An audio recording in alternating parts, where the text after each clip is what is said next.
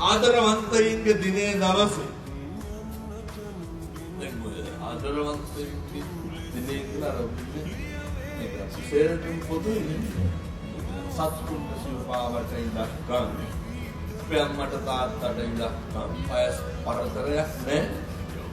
ඒක තරුණයන්ට යෞවනයන්ටම පමණක් නෙමෙයි.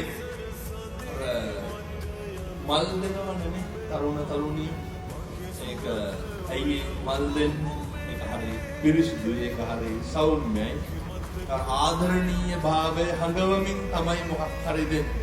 තරහ අවසර අපේ ආමතුරුනේ මේ මෑතක යනවා සමාජ මාධ්‍ය තුල එක්තරා පිරිමි කෙනෙක්ගෙන් අහනවා අවසාන වතාවට මලක් හම්බුනේ කවද්ද කියලා. කිසි දවසක නැහැ කියලා. අවදාවත් මලක් හම්බෙච්ච නැති මිනිස්සු ඒ මල් වගේ අර වචනකින් හරි මල් විදිහට සංග්‍රහ කරන්න පුරුදු වෙන්න.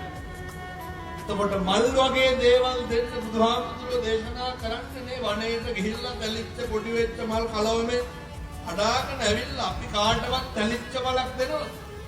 අපි කාටවත් පොඩි වෙච්ච මලක් දෙන්න, ලස්සන මලක් දෙන්න. හිත හැදෙන්න හිනාවක් එන මලක් තමයි දෙන්නේ. අර දක්ෂ මාලාකාරය හොඳ මල් එක්කව කරලා ලස්සන මල් මාලයක් හදන්නේ කෙසේද? හොඳ දේවල් වලින් ජීවිතේ පෝෂණය කරගන්න.